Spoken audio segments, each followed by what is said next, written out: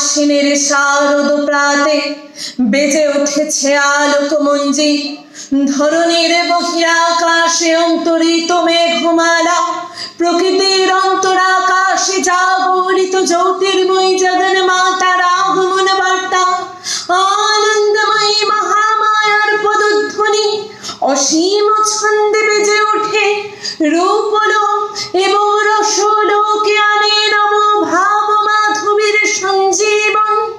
তাই আনন্দিতা শ্যামল মাতৃকা চিন্ময়কে মৃন্ময়ীতে আবাহন।